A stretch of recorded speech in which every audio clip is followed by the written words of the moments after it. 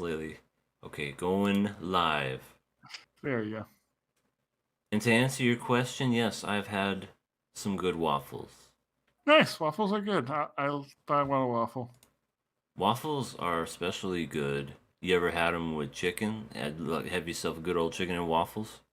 I have, not often, but yes. Oh, chicken and waffles, that savory and sweet and salty. So good. Okay, I need to go get food after this. So, welcome to the podcast, everyone. We are here to talk about delicious food, Fruits Basket, and maybe My Hero Academia. Yes, yes. We are sorry, I got off topic and I will start over again. Here we go.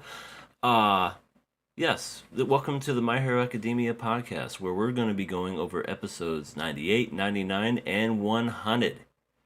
So, get ready for a total of 3 episodes, and I'm joined as always with my good host, fellow co-host, Mr. Rising Sun Reviews. Yes, how are everyone doing tonight? I am slightly tired, but doing good. Hello Bongo Pix. Oh, hello, Bongo. Yes, he is a fellow Twitch streamer. I watch him Ah, regularly. He's from Canada. Show him some okay, nice. love. Is he in your server? I feel like I recognize his name. Yeah, yeah. He's been in my server a few times whenever I Okay, stream on Twitch. So thank you for okay, stopping by there, nice. Bongo. Um, so it took so many episodes, but I feel like the first episode, which was episode 98, which introduced the one for all power and kind of went Yeah, more in depth with it. yeah, it did. Yeah, it showed like that in addition to like the physical strength, Deku also has the quirks of the people who passed it on as well.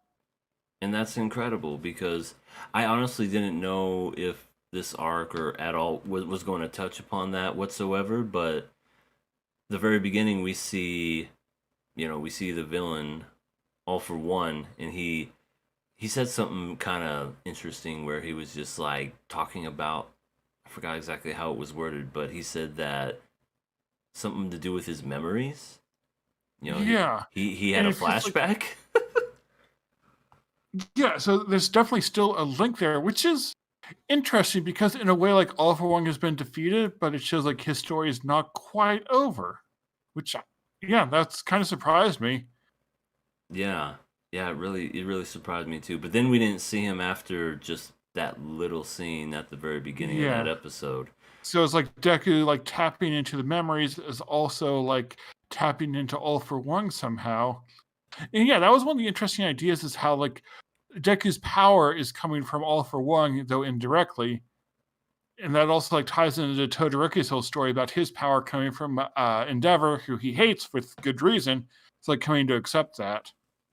Yeah, yeah, it's really interesting stuff, and I think they touched a little bit more on it, like in the episode afterward, where Bakugo was talking, saying, "So you mean to tell me, you know, one for all came from all for one?"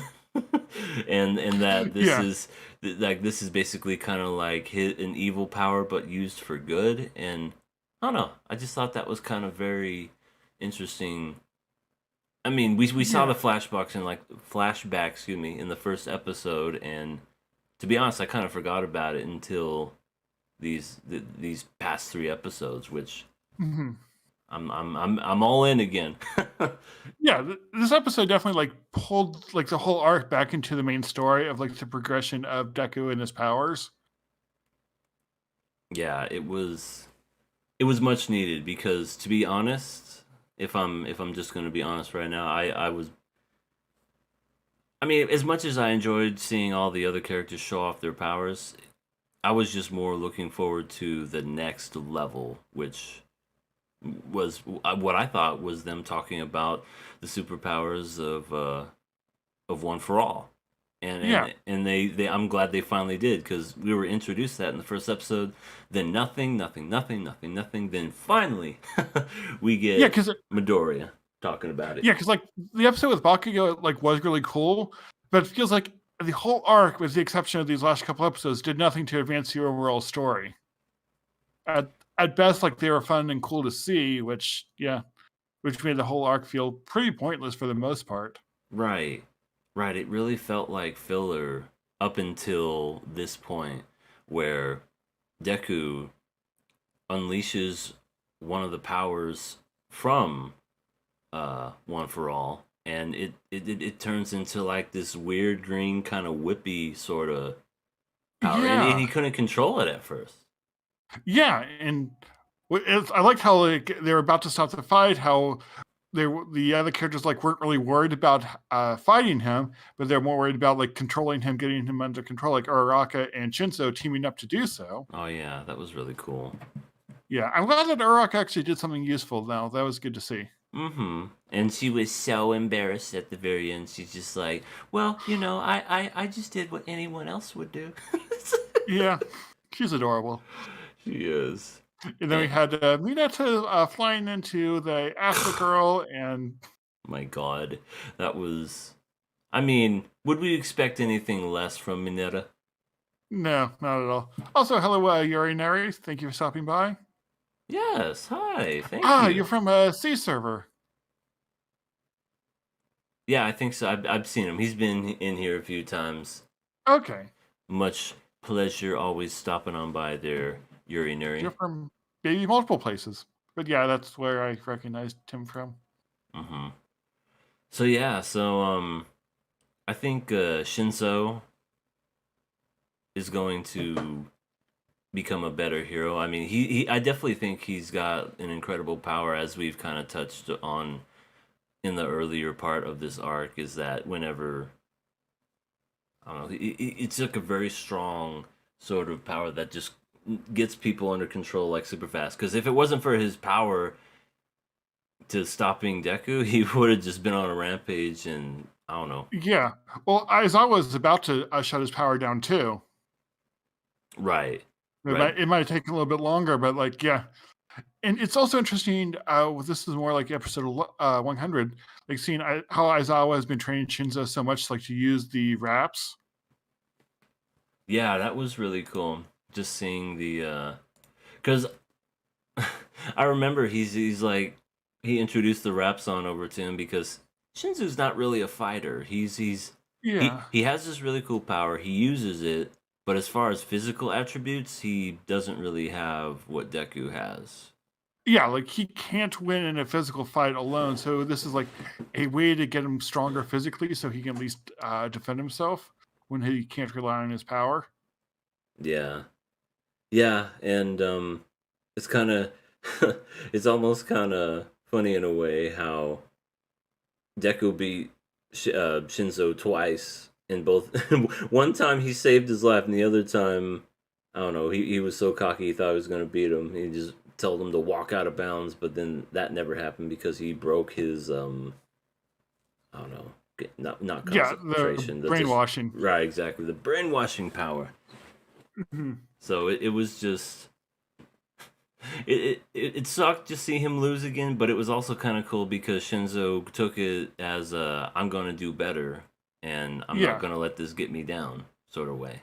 yeah, it like shows how much he's growing as a person, and heroes seem like how overwhelmed he is at all the other heroes, but he's still doing his part as well. Yeah, to me, Shinzo's more of a support guy. You know, Yeah, you have the brawlers, you have the fighters, you have the ones that'll rough and tough and just beat up everybody. While Shinzu is a good backup person, where if the other person needs it, if someone sneak it up on him, he just does that voice thing or just uses his bandages to wrap him up. Yeah, he's a good support yeah, guy. he's good. Like catch someone off guard and then neutralize them. Yeah, Which yeah, is interesting too, because we saw like just Shinzo's presence basically shut down all the communication from the other team. yeah. Pretty much. That was very interesting. Yeah, What was I gonna say? When it came to when it came to the fight itself, that one dude that copied other people's attacks, I forget his name. yeah. Oh, that's right. His name is Like, Monoma. no, yeah, that's right. He is kind of a dick. He, his mindset though is interesting, just like how he sees himself as like a support character, And like after he's captured, he like used the double impact again on Deku to like hoping that would be enough to let Shinso beat him, which I thought that was just very interesting strategically. And Mm-hmm. I feel like when his ability is to copy all those quirks, you have to have a really strategic mind for how to use them. Yeah, that was. Ooh, excuse me. Yeah, that was a really cool kind of like caught him off guard, but ultimately at the end it didn't even matter because he just got hit in the face and then he just rebounded. So it was like Yeah, not even worth it. But I also liked how he was describing whenever he copies people powers, how some of them are blank or empty, I think is what yeah, he like said. how he gets the essence of them, and in some cases, like it's not something that he can use. Like we found, like One for All was that way. Right. Because because Deku was very afraid at that point. He was like, "No, your arms are gonna explode." Yeah, which is interesting because like like with One for All, it's the quirk is like that, like the ability to pass on others. So in a way, Deku's quirk doesn't give him power. It's the fact that it's All Might's quirk that gave him the power itself. If Huh, that yeah. makes sense. Yeah. Yeah, that's Which, though, I just thought of something. hmm. So that get so One for All is the power to pass along other quirks. So would that mean if the copy guy copies One for All along with other quirks, can he pass those quirks along to someone else? Hmm. I don't know. I mean, I think they were trying to kind of test. Weren't they trying to test that out in like the last episode with that little girl with the horn? Ah, yes, but there wasn't One for All they were testing. They're testing if he could copy her time power. Okay. And then he couldn't do it. All he could do was just Yeah, grow the horn, but that was it. yes. So it's like he had not absorbed whatever it is that lets her do what she did. Yeah, but that's a very interesting thing. Maybe that'll come into play later on. I have a feeling when it comes to Monoma, he's gonna come into play later on in the show. I don't know how. I Yeah. don't know what. I just thought it was just random how they brought him into it, and then they were talking about the copy quirk. I'm like, he's gonna serve an important.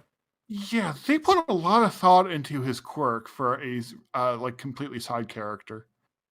I almost thought that they were going to go the route of how Monoma can copy people and Mammalian, how he lost his powers. I thought Yeah, maybe they were going to touch on the fact that if he could copy that power and then somehow I don't know how they were going to do it, like find a way to transfer that from him back to Mammalian. I was thinking maybe they were yeah. going to go that route.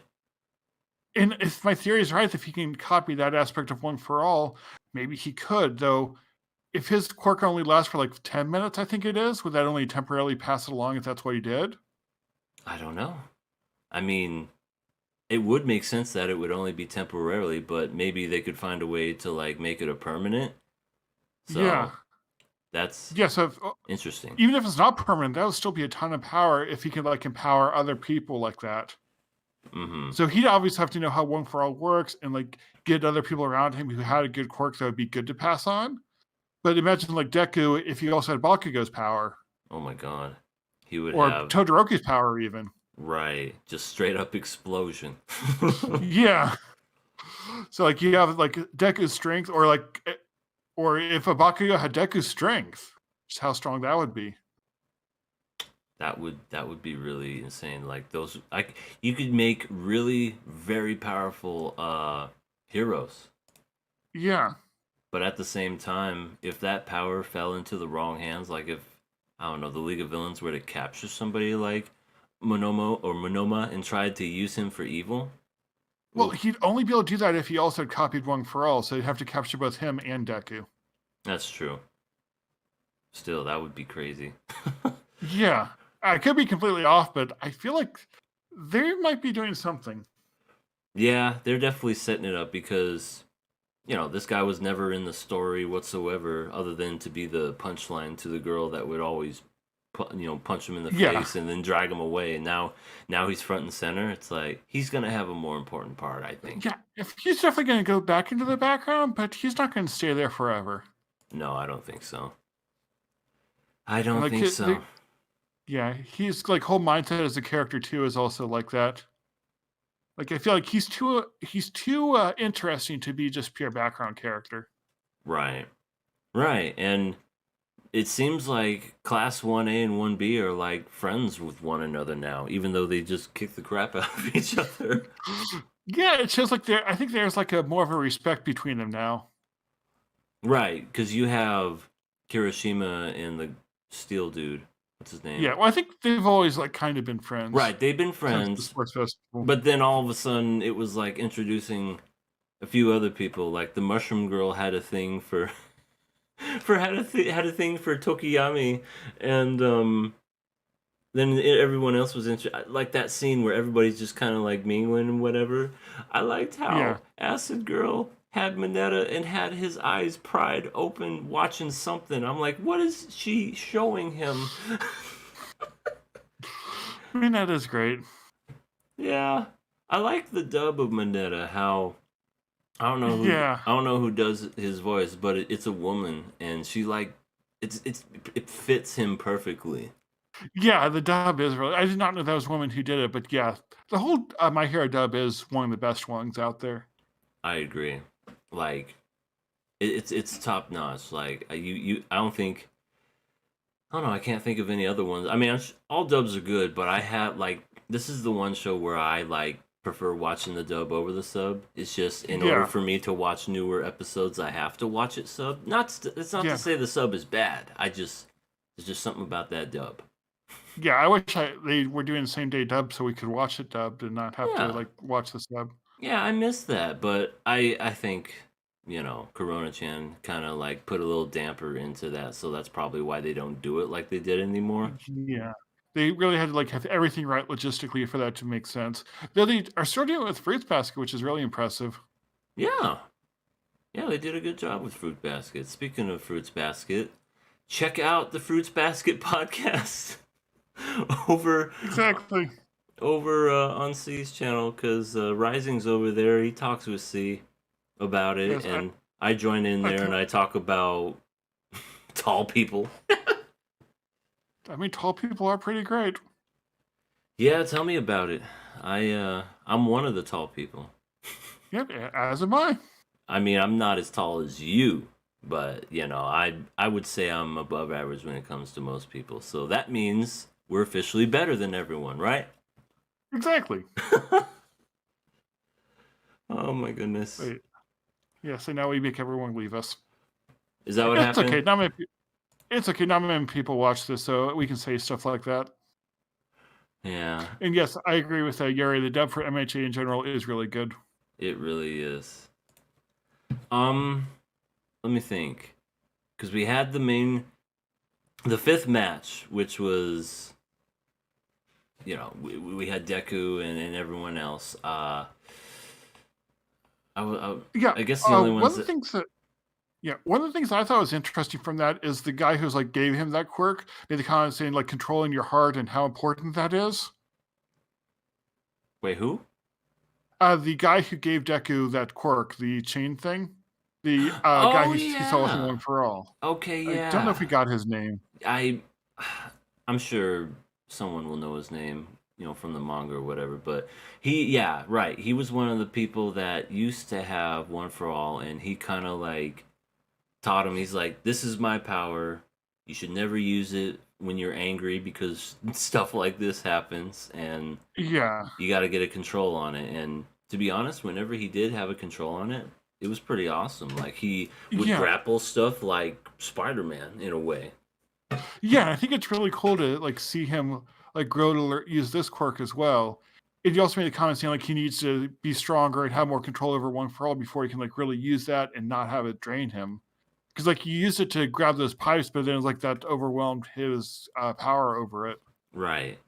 So, now here's my question to you. Since we've always known, One for All to be just this super power, super strength type of power. Now that there are other, I don't know, I guess you could say like predecessors or ancestors, I don't know what you would call it, like the past users of of the power that are now slowly unlocking different powers or Uh-huh. techniques to that power. Is there more to come in the future from different previous owners? Well, I feel like there has to be, I think so considering too. like yeah. Well, I think you're saying like eventually you will get all the quirks. It also ties into like before, and I think it was Shimeta, the one before All Might, was saying like she heard the messages say like it wasn't time, but Right. now Deku's gonna feel or got the sense like it is time now. So, So I'm also wondering if this is part of the original One for All's plan, like to have this power like slowly build up over time to like have a big impact on the world in some way. right, because if if All Might's teacher wasn't ready, and if he wasn't ready, like what makes Deku ready? It has to be kind of like what you originally said. It's just this plan set in motion, and maybe he's gonna be able to use. How many was there? Six powers or six techniques? Yeah. Six or Well, how seven? I don't many? remember. I think there are six. So how many previous wielders were there? I think it was. Well, we have this guy. We have All I think there Might. was like nine total counting Deku. I could be wrong though. So he's probably going to unlock all these different ones. He's gonna see. He's gonna talk to the spirits of the past, and he's Yeah. gonna unlock them one by one, and he's going to become like really really powerful. And Yeah. I uh, mean, he's already seems to be really strong. yeah, he's strong, but he's still using the power of one for all at like 8%. Yeah, I think you can use like up to 20% and control it. Okay, okay, yeah. So So, so he's got and he's that. used it. Yeah, he's used it at 100% a couple times, but that's only that single quirk, the super strength part of it. Right, and he's messed himself up using it at 100%. Yeah, but if he can use that at 100% plus all these other quirks at 100%, He's gonna be a really powerful hero. so I thought of something else. What if he learns how to control multiple quirks from that copy guy? Because that Hmm. copy guy can use like three different ones. He can't use them simultaneously, but he still has like them all stored and can use them. So maybe that will teach Deku how to use multiple quirks at once, and maybe they could teach each other so he can actually use Ooh. multiple ones simultaneously. See, and then that's where that guy comes into play. Yeah. Okay, I think we're on to something because he's got multiple Or quirks, but it's a copy, and Deku has multiple quirks that's like actually inside him. yeah, in a way it's a copy from the previous holders, but still. Right. And it does make sense because like 80% of this world has quirks, so it would make sense that the other one for all holders would also have their own quirks for the most part. Right. That's that's really an interesting thought. And if that's the way the story goes here on out, that's going to be real interesting to see Deku mastering all these different techniques that he acquires. Yeah. That's going to be And fun. yeah, yeah, a little bit off topic from that one, but we also had Todoroki reach out for Endeavor about how to control his firepower, or like the one Yeah. technique there. I saw that. Like I think I don't it must have been after the match that he saw with Deku. He's Yeah. like, "You know what? I'm going to reach out to my old man. I'm going to Well, I'm and going to see." he also couldn't beat Tetsu, so that's probably another reason he wants to be stronger so he can overcome those enemies. That's right. That's right. He didn't want to just rely on his ice because I think he kind of like was upset with himself because it was what I think it was the third match. Yeah, it was the third match Yeah. where the Class B was saying, if you used your fire technique, we wouldn't even know what we would have done. But because you used Yeah. your ice first, we had a plan from the get go. Yeah, and it shows like how ice is so natural to him that he's not mastered his firepower yet. Right. And I think he was beating himself up about that, that he just, he just wanted to, like, he wanted to be better than that. And Yeah, it's it going shows to like be, yeah, and he has a ton of raw power, but it's like he has no technique with it. right. Yeah, I mean, he'll use his flame here and there and whatnot, but he doesn't incorporate it as much like he does with his ice, where it's just. Yeah. Well, this last episode he used it simultaneously, which was cool. Bakugo and Todoroki finally passed the exam to get their licenses to become heroes. Yeah. Snaps to them. But Yeah, that was cool to see, like, them actually out doing real hero work. I think one of my favorite parts of that, how All Might was trying to save that person who had a streetlight about to fall on, just like, that shows All Might might not have his powers, but he still wants to save people. right, that was really cool. And Bakugo being Bakugo, stay out of the way. Get out of here if Yeah. you want to take pictures. Bakugo still Bakugo. Yeah, no matter what. He's a hero, but he's a hero that's rough around the edges. Yeah, that's what I was gonna say too. But yeah, freaking what was it? It was this villain that used the water to their advantage. The carbonation in the water. Right, and they were just kind of like, I guess they scouted the area for months because they were going to like rob a bunch of places and just like Yeah, and I ride the think, wave like, out of there. yeah, and no heroes are gonna be patrolling, so now's the time to attack. And then that's when Todoroki and Bakugo just rained all over their parade, and those two Yes. together they're a pretty good team. Yeah, they are. Oh, and we saw that the next episode is gonna be a Christmas episode. Oh my gosh, it don't feel like Christmas here where I am, where it's 110 plus degrees where I'm at right now. It's Oh no. But So basically, for the start of summer, we're doing a Christmas episode. So I guess if I want to get myself ready for this Christmas episode, I'll just put a lot of ice around me and have the fan blowing and be like, "Oh, it feels like Christmas." Go put up your Christmas tree. Yeah, I'm gonna have to hang some stockings on top of that. Yep. My gosh, yeah, it's gonna be the first. Isn't the first day of summer on the 21st of June or something? Yep. And then we're going to talk about My Hero Academia on the 20th or 21st or whatever day we talk about it. And then it's gonna be a Christmas episode. My goodness. Exactly. Perfect. I feel like that's gonna be the last filler episode anyway, and then after that we'll get more onto what's gonna happen in the next arc, because this arc has to be over now. Yeah, it is. I feel like the Christmas episode is just going to be like the transition, and like I think they might actually have some story stuff going on too. But I get the feeling the manga could, like, it was right before Christmas, where you decided, okay, this arc's done. I'm going to write a Christmas episode. Right. I swear, if the next arc is about another school festival and how to create a rock band. Yeah, okay with the school festival arc, but they need to start beating up villains again. Right, and see, that's why I was okay with the school festival arc, because the very first arc was when they fought Overhaul, and that was incredible. Yeah, like they needed a breather from that, otherwise the pacing would just feel weird. Right, and I love that arc. That arc was incredible. But I agree. Now's the time. It's like, okay, you've had your fun. You showed off your powers. Oh, look, you got a new quirk. Good for you. Let's get into actual League of Villains stuff and fighting. Yeah. And I'm looking forward to that. Yeah. Also, Eri and what's the guy's name? I forgot his name. The guy who can go transparent. The guy who can go Mirio. Oh, okay. Yeah, like I love like their short scene here and just how precious they are together.